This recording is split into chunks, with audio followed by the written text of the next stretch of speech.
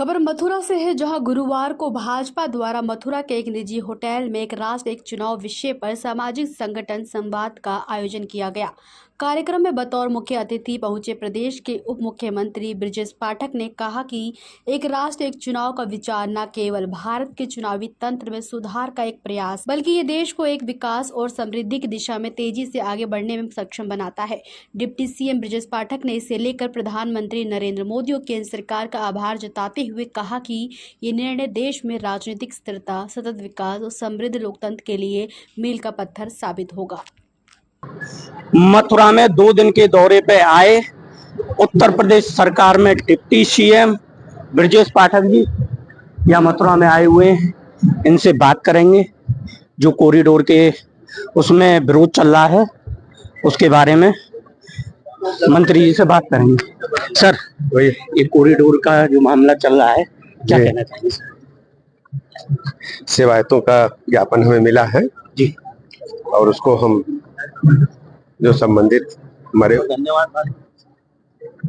उच्च व्यवस्था के हमारे लोग हैं उनको हम पहुंचाएंगे और सेवायतों के साथ किसी भी कीमत पर कोई दिक्कत न हो, उनको साथ कोई परेशानी न हो, ये जिम्मेदारी हम सबकी है जी। और बिहारी जी की कृपा सब पर बनी रहे, सब पर बरसे, ऐसे में बिहारी जी के चरणों में प्रार्थना करता हूँ। उत्तर प्रदेश सरकार के डिप्टी सीएम ब्रजेश पाठक जी, इन्होंने कहा है कि सबसे बात की जा रही है, सबके साथ हमारी सरकार है और इसी हिसाब से कोई ना कोई रास्ता यहाँ जरूर निकलेगा।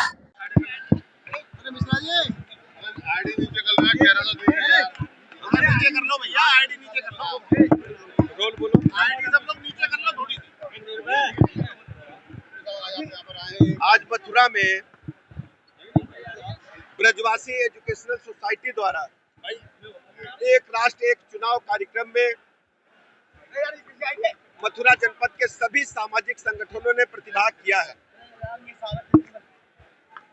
भारतीय जनता पार्टी माननीय मोदी जी के मार्गदर्शन में पूरे देश में सामाजिक संगठनों के माध्यम से इस बात का विमर्श चलाने का काम कर रही है कि इस देश में जो बार बार चुनाव होते हैं, यानी विधानसभा और लोकसभा के चुनाव अलग अलग होते हैं, जिससे आर्थिक हानि तो होती ही है, देश और प्रदेश के विकास कार्यों को भी रुकावट समय समय पर मिलती है।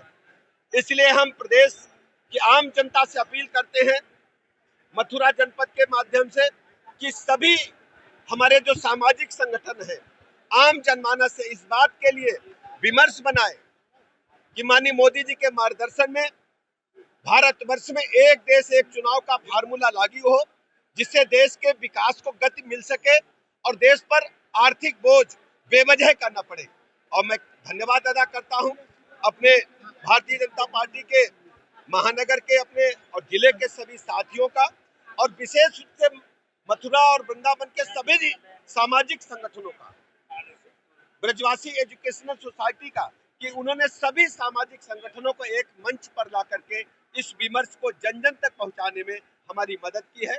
और यही अपील मैं मथुरा वासियों से कहता हूं, इस अपील को जन जन तक पहुंचाएं और जनता से आवाज आनी चाहिए। इस देश में एक राष्ट्र एक चुनाव जन जन की मांग है, यही अपील मैं आपसे करता हूं। आज हम CSC गोवर्धन में 8-15 पर पहुंचे थे, वहां पर बड़ी संख्या में स्टाफ अनुपस्थित पाया गया। हमने अब 1 दिन का वेतन काटने का निर्देश दिए हैं। मुख्य चिकित्सा अधिकारी महोदय को पूरा विवरण सहित जवाब देने के लिए कहा है और स्वास्थ्य महानिदेशक कहा है पूरे जिले की रिपोर्ट बना करके भेजे और ये तय करें कि सभी चिकित्सक स्टाफ समय से सभी अस्पतालों में उपस्थित। हमें ज्ञापन मिला है और हम सभी सेवायतों के जो डिमांड्स है उनको हमने गंभीरता पूर्वक पढ़ा है। हम अपने लखनऊ जाकर के उसको हमारे जो सीनियर्स हैं उनके समक्ष रखेंगे और हम सेवायतों के साथ हैं, उनको किसी भी प्रकार से कष्ट न हो, बिहारी जी की कृपा सब पर बरसे, ये हम सब मिलजुल करके तय करेंगे। देखिए, हम सब बिहारी जी की कृपा से और सेवायत हमारे परिवार के हैं, उनको कोई कष्ट न हो इसको हम जरूर तय करेंगे। वो हमारे परिवार के हैं, उनकी पीड़ा को, उनके कष्ट को हम समझेंगे और उनको कोई कष्ट न हो इसको जरूर हम तय करेंगे। कोविड को लेकर कोई चिंता की बात नहीं है। इस बार का कोविड का वेरिएंट बहुत ही साधारण है, ऐसा विशेषज्ञों का कहना है। केवल सर दर्द, खांसी, जुकाम, बुखार तक है और ज्यादातर होम आइसोलेशन से ठीक हो रहा है। हाँ, जो वृद्ध जन है या गंभीर रोगों से ग्रसित हैं, उनको सतर्क रहने की आवश्यकता है। बाकी कोई चिंता की बात नहीं है। हमने अस्पतालों में पूरी तैयारियां कर ली हैं। हमने मॉक ड्रिल भी कराया है, सभी ऑक्सीजन प्लांट को मॉक ड्रिल के माध्यम से दुरुस्त करने के लिए कहा है और लगातार हम उसकी निगरानी कर रहे हैं।